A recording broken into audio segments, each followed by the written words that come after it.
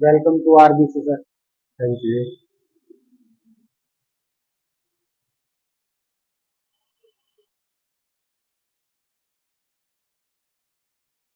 रक्तदाता की उम्र कितनी होनी चाहिए रक्तदान करते समय? रक्तदाता की उम्र 18 से 60 तक होनी चाहिए जो रक्तदान कर सकता है। क्या 18 से कम की उम्र का रक्तदान नहीं कर सकता? नहीं नहीं, उससे कम पे रक्तदान नहीं करेगा, 60 से ऊपर भी रक्तदान नहीं करना चाहिए। अच्छा। अच्छा, रक्तदाता का वजन कितना होना चाहिए? रक्तदाता का वजन 45 से 1 किलोग्राम से ऊपर होना चाहिए। इससे कम वाले में दिक्कत रहती है? हाँ, उसको अंडरवेट रहेगा तो उसका हम ब्लड नहीं ले सकते। क्या इसके लिए किसी हीमोग्लोबिन की आवश्यकता है कि कितना होना चाहिए? इसका हीमोग्लोबिन 12.5 ग्राम यानी कि 12.5 ग्राम से ऊपर जिसका हीमोग्लोबिन है उसका ब्लड हम ले सकते हैं। क्या इसमें कुछ बीमारियों का भी इशू है कि अगर मान लीजिए मुझे मलेरिया है या कुछ और है तो मैं ब्लड दान कर? हाँ, इसमें क्या hepatitis B, hepatitis C, malaria, हाँ। टाइफाइड, डेंगू ये नहीं होना चाहिए। 6 महीने जो ये बुखार है इसको कम से कम 6 महीने तक रक्तदान नहीं करना चाहिए।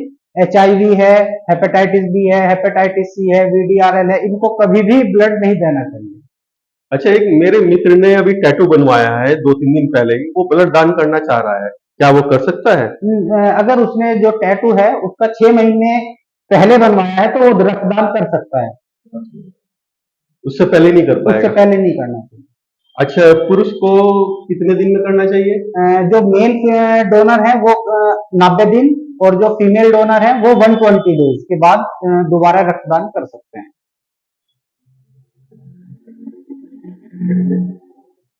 रक्तदान करने से पहले कोई अगर नशा कर रखा है या कुछ इस तरह की चीजें कर रखी हैं, क्या कर 24 सकते?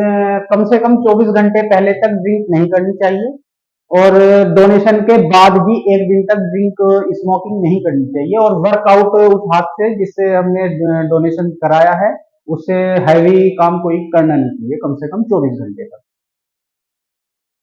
अगर आपने अभी तक हमारा चैनल सब्सक्राइब नहीं किया है तो आप सबसे पहले हमारा चैनल सब्सक्राइब करो, जिससे हम आपको नई नई स्वास्थ्य सेवाओं की जानकारी दे सकें। रक्तदान करने वालों को क्या इससे कोई लाभ भी मिलता है? इसमें सबसे बड़ा लाभ मिलता है हृदय जो हमारे रोगी होते हैं उनको सबसे ज्यादा लाभ मिलता है, जो उससे कोलेस्ट्रॉल जिनका बढ़ा रहता है वो उसमें कंट्रोल रहता है उस रक्तदान के बाद। कैंसर वाले रोगियों के लिए? कैंसर वाले को भी बहुत फायदा होता है, उससे क्या है कि जो उसका नया ब्लड बनता रहता है तो उसको कैंसर होने के चांसेस भी बहुत कम हो जाते हैं इससे। मोटापे में? मोटापे में जैसे कोलेस्ट्रॉल अगर बढ़ रहा है तो कोलेस्ट्रॉल कंट्रोल रहेगा तो मोटापे में भी अपने आप ही उसका फायदा दिखने लगता है। और इससे क्या है कि सबसे बड़ी चीज क्या है कि सेल्फ रेस्पेक्ट बनती है। एक आप रक्त दान कर रहे हैं तो उससे आप 3 लोगों की जान बचा सकते हैं, जिससे आपको खुद को समाज में और खुद की नजरों में आप अपने आप को एक अलग ही लेवल पे देखेंगे। ये ब्लड दान करने के बाद नई कोशिकाएं कितने समय में बननी शुरू हो जाती हैं? ये 3 महीने के बाद रक्त कोशिकाएं जो बनने लगती हैं, इससे क्या है कि एक आपकी शरीर की इम्यूनिटी बहुत अच्छी पावर बन जाएगी और जो नई रक्त जो आपकी कोशिकाएं हैं वो अपने आप ही डेवलप होनी शुरू हो जाती हैं, जिससे आपकी इम्यूनिटी और बॉडी हेल्थ बहुत अच्छी हो जाती है। जब कोई रक्तदान करता है, आप उस रक्त को दूसरे व्यक्ति को देते हो, उससे पहले उसके कौन-कौन से टेस्ट करते हैं सर आप? उसका हम ब्लड ग्रुप करते हैं, hepatitis B, hepatitis C, HIV, malaria, VDRL ये जांच उसकी जरूर करने के बाद ही जो फिट होगा तभी दे जाएगा।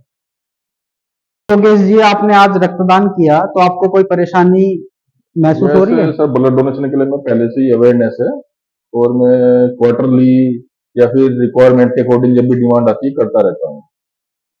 ये मेरा 6 to 8 टाइम ब्लड डोनेशन है, तो अवेयरनेस है already। आप और बाकी कोई किसी तरह की वीकनेस कोई फीलिंग नहीं है। और जैसे आप रक्तदान करते हैं तो आपको कोई दिक्कत बोलने में घबराहट कुछ लगती है? Everything is normal. कि- कमजोरी कोई महसूस हो रही हो आपको? Everything is normal. और जैसे आप कितने दिन बाद आप रक्तदान करते हैं ये? वैसे क्वार्टरली का तो मुझे पता ही है, लेकिन कहीं से भी कोई रिक्वायरमेंट आती है, किसी की आवश्यकता होती है तो मैं जाके कर देता हूँ। बहुत बहुत धन्यवाद योगेश जी आपका। जो हमारा रुड़की ब्लड सेंटर है ये 24 घंटे हमारा खुला रहता है। आपको इमरजेंसी में किसी भी प्रकार ब्लड की जरूरत पड़ती है तो आप स्क्रीन पे दिए हुए नंबर पर 24 घंटे कांटेक्ट कर सकते हैं और हमारे से संपर्क कर सकते हैं। हम आपकी सेवा में हमेशा तत्पर हैं। धन्यवाद।